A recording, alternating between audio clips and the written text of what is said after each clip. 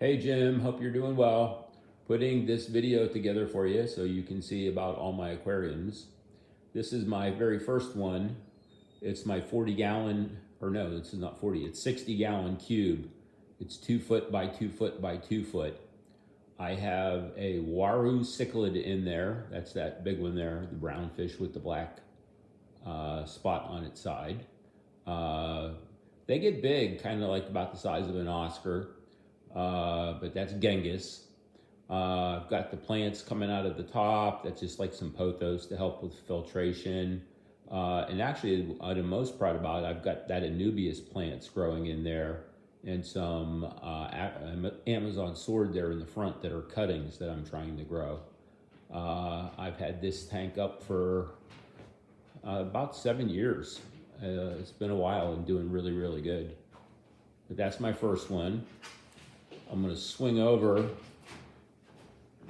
and show you where the tank was that broke. Well, there's the tank that broke. It's sitting out on the patio. And that was here on this wall under the window. That is a 80 gallon, 4 foot long, 2 foot wide by 18 inches high. And it was leaking out of the front seam, but it was there in front of the window. And you can see I got all the buckets on the back porch that are full of the sand and gravel and stuff. And it was quite the experience having to deal with cleaning up that mess. This is the bottom of the steps in the basement. I've got two 40-gallon breeders. It's kind of weird. I don't know why I can't pull out. I can just zoom in. On the top, I have another Waru in there. That one is Khan. The first one upstairs is Genghis, and this is Khan.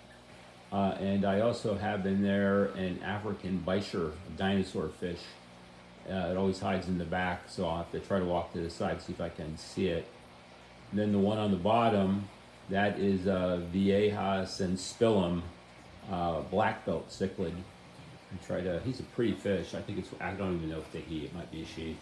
Very pretty fish, it's one of my favorites. It's like sparkly blue with some pink in it. And because that's a black belt cichlid, I call that one Chuck Norris. So there's Chucky. Let me see if I can get up there and show you the dinosaur fish in the back. There's the Waru. They're plant eaters, but for whatever reason, they do a good job leaving the Amazon sword alone. And the dinosaur fish, I call him Megalodon. Oh, there he is. You can kind of see him there in the back. He's showing you his posterior. But they actually can like walk on their front fins. And they're the fish from Africa where they can survive a drought. They actually will curl up in a mud ball until the drought is over and it starts to rain, and then they break out of the mud ball and live again. So that's my 40-gallon breeders here on the bottom. Then I have this part of the unfinished basement, which is kind of like my fish room. I'll show you. So the tank upstairs, like I said, the square one, that was my first tank. And my next foray was I built this rack, which you can't see unless I really back up. I built this aquarium rack. That's a 55 gallon on the bottom, a 20 long on the top, and a 10 gallon on the right side top. So the one on the bottom, I've got some spiny Guatemalan cichlids in there. I've got quite a few plecos, and I've got a few guppies. I have guppies everywhere. When you have guppies, they breed like crazy, and I just can't.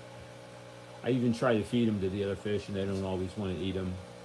I have 6, like I said, spiny Guatemalan cichlids in there. There's one on the bottom right by that. Actually, I see 3 of them in there. They are an endangered fish, actually. I won them at an auction. They say that they're not too difficult to get to breed, but I have not found that to be the case. I've had them for coming up on a year. They get about 4 inches, so they don't get real big. Hopefully I don't spook them. I do find them to be kind of spooky, but or they don't like to come out. what they do is they hang their fry on the plant leaves. So, and then they're supposed to be very good parents. So that's my 55-gallon tank. And up here on the top, the 10-gallon tank, that actually has just a few guppies in there, but that one there's probably about 20 little bristlenose plecos in there. Those are ones I take to the auction, and I can usually get about $4 or $5 a fish for them. And so I'll sell a bunch of those. Then in the 20-gallon long up here, you can kind of see one underneath that log. Those are long fin bristlenose plecos. They breed in the caves. That's what those caves are in there for. And I also have a cherry shrimp army in there. I swear, I probably have 500 little cherry shrimps in there. I don't know if I can get too close, if you can see it, or if it blurs it out, but you might be able to see there's some on that sponge filter here over on this sponge filter. Bad glare, you can see a whole lot of the cherry shrimps up on there. And then these bristlenose plecos are pretty cool. I had them breed, and I have a tank on the other side I'll show you that has their babies in it, but they're long fin, and they're really quite a pretty fish. Try to bend down. They're not being cooperative, sorry. Okay, here's the rest of the tour on the fish basement. I have a storage rack here that I had built several years ago, and I repurposed a couple of the bottom shelves for more aquariums as I got more into it. I've got a little 10-gallon tank here.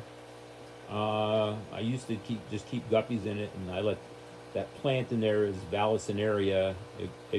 For me, it grows like a weed, really good. I also have a beta in there, a betta, and plant. So whenever, there's the betta over by the filter. It's kind of got a blue tail. But, and I've got a couple filters running in there just so I have an extra one in case I need it anytime. Then next to that this is my first successful batch of pleco babies, and I'm just kind of growing them out in there. You can see them on the glass. They love to eat zucchini, so I've got a fork in there with holding the zucchini on the bottom, and they eat that. You can see these are red bristlenose plecos. I've got red ones in there, ones that are calico, which are red and brown. And then I don't have any, a couple albinos too. I don't have any of the common ones in there. But that's a 20-gallon long tank. And over here, this is a grow out tank. This is a 20-gallon tank.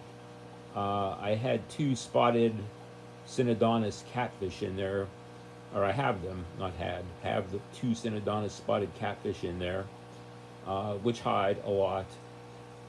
And I also have two firemouth cichlids that I just put in this morning. They were in that tank upstairs that had the leak. So I had to try to find a place to rehome them. So they're in that 20-gallon. So it's kind of nice. I've got my fridge, like a little dorm room fridge under there that I can keep some fresh food or frozen food in there. Makes it a little easy for me.